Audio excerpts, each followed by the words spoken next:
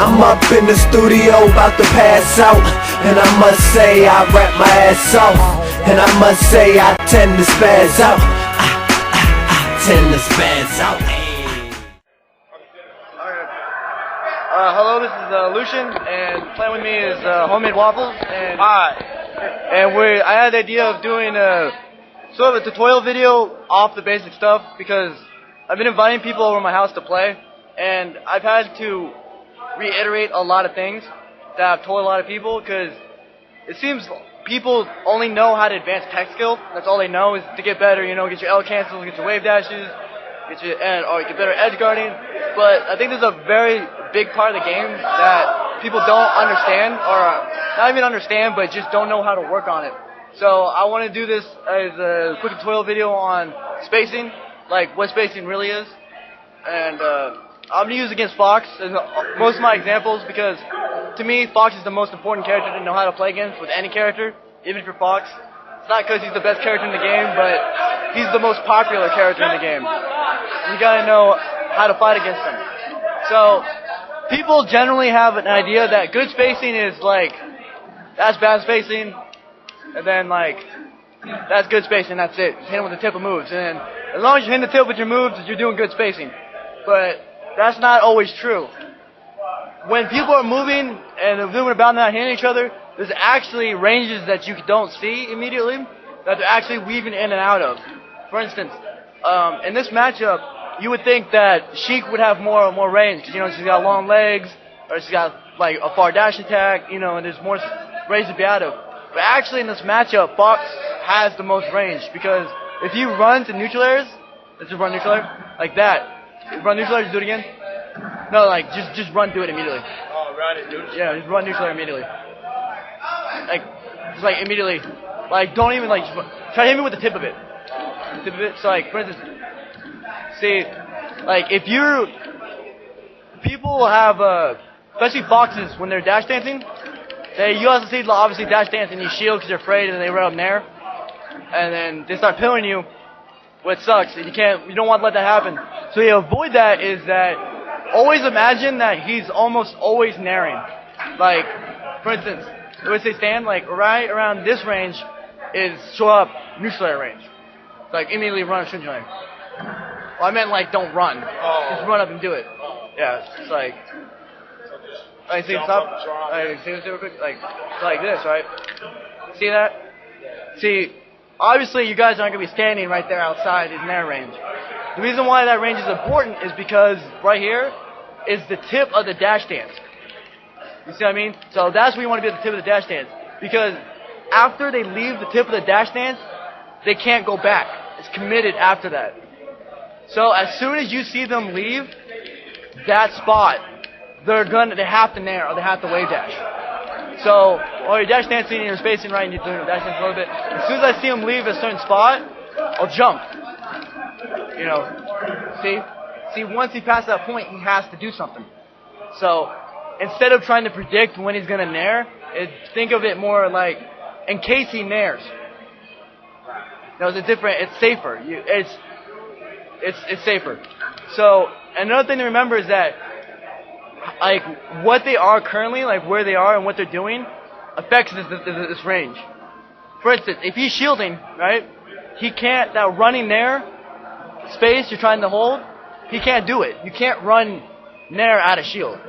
You can't do it. The same as once he jumps, So really you got to look out for the aerial, the double jump aerial. So your dash dancing, right, so it's like almost layers of spacing.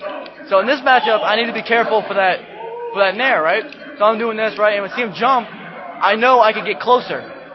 And once I'm closer, he's actually pressured because he landed. He's landed, now he's pressured. And same thing with platforms and with anything.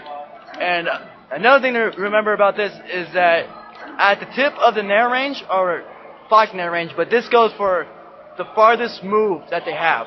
For Sheik, it would be dash attack or boost grabbing. For Mars, it would be run up grab or dash attack.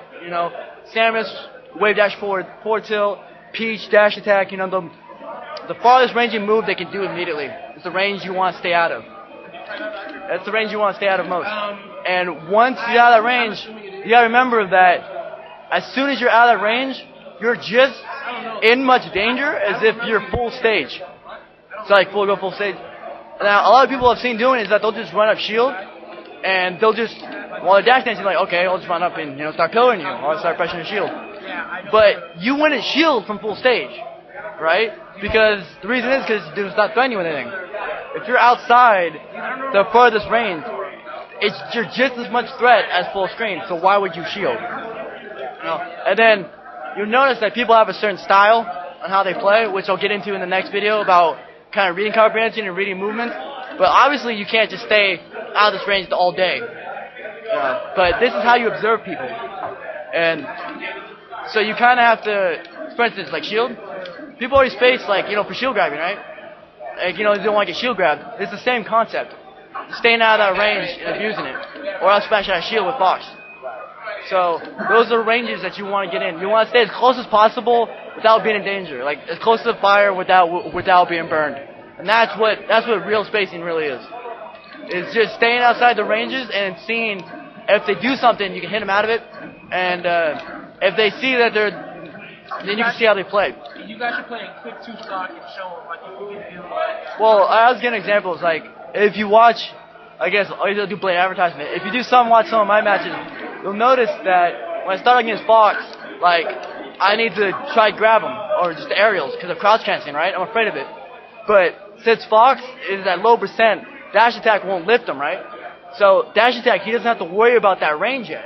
Because I could just, see, that's not going to do anything. So why worry about the dash attack? What you really should be worrying about is run up grab, forward airs, As long as you keep moving, doing attacks and stuff, you don't have to worry too much about the grab. So, but once you hit certain percents, like around there, then this is when you got to worry, because this is when that's unlocked. It's the same with all matchups. Like, percent means a lot. And that's basic spacing. Yeah. You think that's cool. Does that cover everything? You covered everything, but how do you start an execution right? Examples? Yeah. Alright. Okay. Alright. You need a lot more examples. Okay, I'll do this. Okay, well, Jason's asking for some examples, so I give him examples. You asked for examples. So I'll give you some examples. Like, I used the one with Sheik about trying to dash out of their range, you're not staying out of the range at all times. You want to be out of the range by the time he gets to you. Because you gotta remember that Fox is fast, no doubt, but you can't. Yeah. Fox, I'm going to. Okay, but Fox is fast, but he's not instant. So for instance, if I'm this range right here, like he's like, did you just dash dance a little bit? Just dash dance, I'm right here. And then see, so I'm actually going in and out of his range to bait him.